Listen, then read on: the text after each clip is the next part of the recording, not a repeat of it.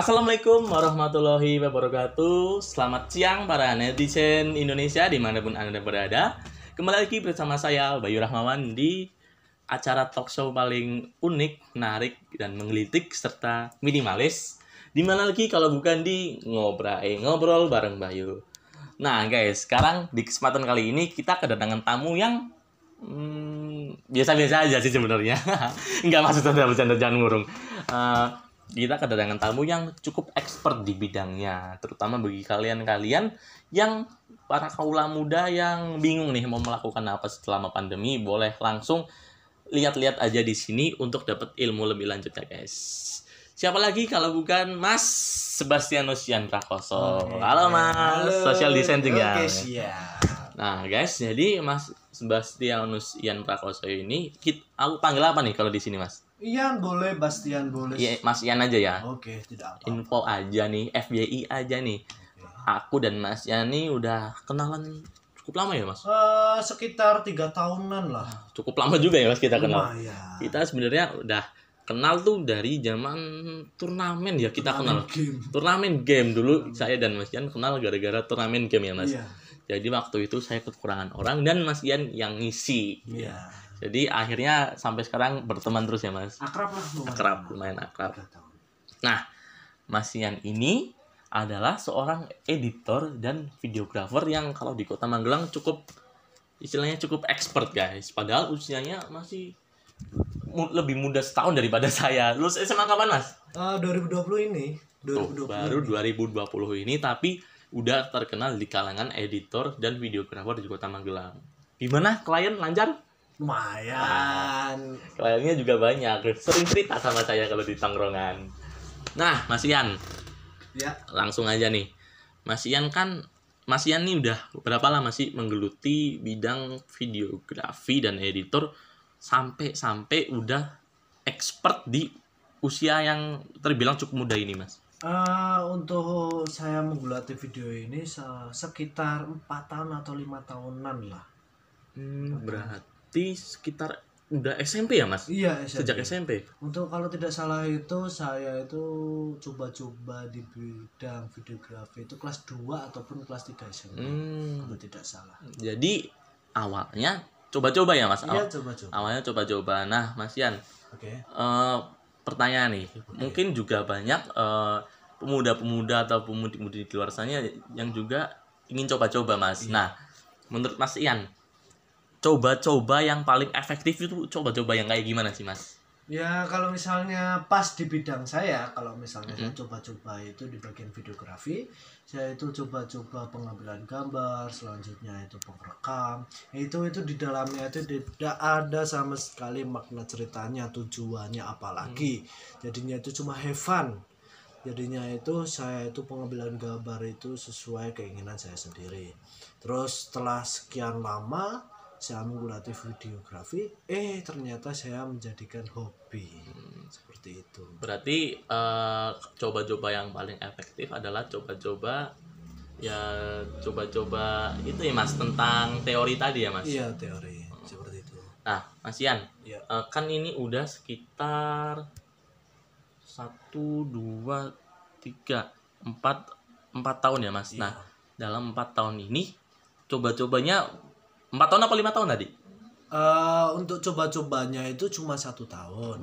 Di antara 1 tahun lah pas di masa SMP. Nah untuk selanjutnya itu udah masuk ke dalam hobi videografi, jadinya itu menggulati di bagian videografi. Nah untuk di SMK Negeri 3 Magelang itu saya masuk ke jurusan multimedia.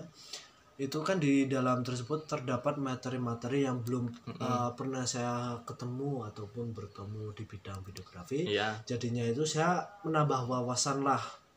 Setelah saya mendapatkan wawasan yang banyak, terus saya terjun ke bidang expert videografi. Oh, jadi dalam tadi berapa tahun Mas pengalamannya? 1, 2, 3, 4 ya? Nggih, 4 tahun atau Itu 1 tahun masa coba-coba. coba-coba. Terus 3 tahunnya ini udah dapat klien tuh di tahun yang apa Mas? Untuk dapat klien itu pas kelas 2 SMK ya. 2 SMK? Iya, kelas 2 SMK. Jadi semenjak sekolah udah dapat klien nih. Iya, dapat klien, tapi untuk kliennya itu saya diberi oleh guru saya. Jadinya itu untuk pertama kali itu saya masih tidak contoh seperti memperkenalkan saya videografi ataupun gini, masih belum. Jadinya itu saya itu dikenalkan oleh guru saya jadi perantara seperti itu. Jadinya itu saya diberi tanggung jawab untuk membuatkan videografi. Terus udah sampai sekarang saya mendapatkan klien yang lumayan banyak. Jadinya itu mulut ke mulut, jadinya lumayan banyak lah. Menarik nih.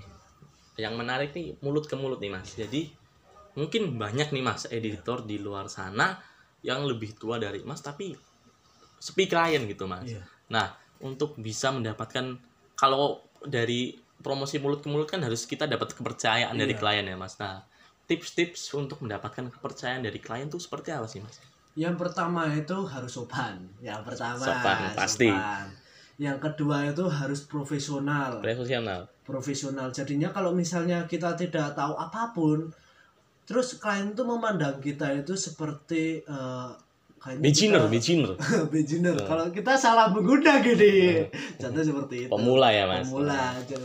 Nah, untuk yang ketiga itu untuk peralatan tidak sih. Untuk peralatan kita bisa menyewa.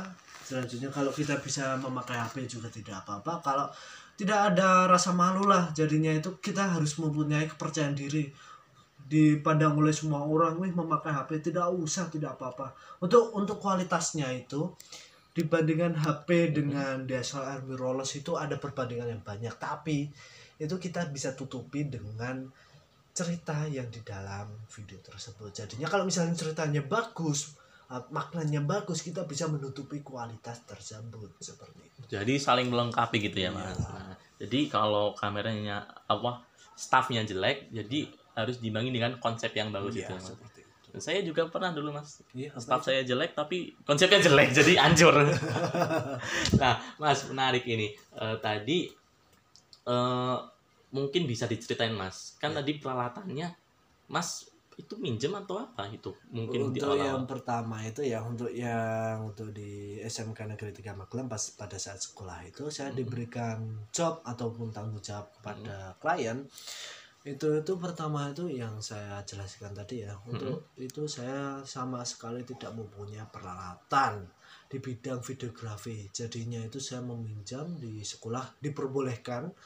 Untuk peralatan di sekolah itu masih belum layak lah untuk di bidang profesional. Jadinya itu saya memakai DSLR untuk pengambilan videografi momen-momen lah seperti itu. Jadi pinjem ya Mas, masih pinjem buat awal-awal. Masih istilahnya merangkak ya untuk karir gitu ya Mas. Iya. Jadi nih tips nih buat kalian para calon content creator tuh, jangan malu ya Mas. Jangan malu kalau mau pinjam. Dulu soalnya banyak tuh teman saya Mas, wah saya mau jadi YouTuber tapi nggak punya peralatannya, akhirnya ciut. Nggak berani. Padahal di sekolah juga disediakan kok kamera. Tapi ya gimana ya, malah tergantung niat ya Mas. Iya, tergantung niat sama mood sih. Jadinya untuk melakukan yang kita inginkan harus ada keinginan terlebih dahulu. Seperti itu. Menarik nih. Keinginan dan mood. Mas Ian tuh kok bisa tertarik dengan videografi di bidang ini loh Mas, atau mungkin ada pengaruh dari teman kah, ada pengaruh dari internet kah, atau apa nih Mas, kok bisanya sampai tertarik dengan di bidang ini Mas? Untuk yang sudah saya jelaskan tadi, kalau saya masuk ke dalam videografi itu adalah coba-coba dulu. Jadi cuma pure coba-coba dari dalam sendiri Mas? Iya, coba-coba dulu, tidak ada sangkut pautnya dengan teman, selanjutnya tidak ada sangkut pautnya dengan keluarga ataupun kerabat. Jadinya itu saya coba dulu, terus sampai ketagihan saya menjadi hobi. Setelah hobi saya memperluas videografi, materi-materi apa yang saya dapatkan. Selanjutnya sudah memperdapatkan materi-materi yang baru, saya akan meluangkannya ke dalam pekerjaan ataupun jasa videografi.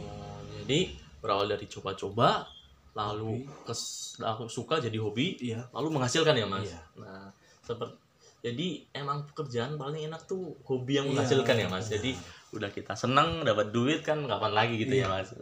Oke, jadi tuh guys, jadi kalau kalian punya hobi digeluti ya mas, Iya. digeluti, jangan menyerah itu ya mas, cuma karena peralatan yang nggak mencukupi dan Iya. lain-lain.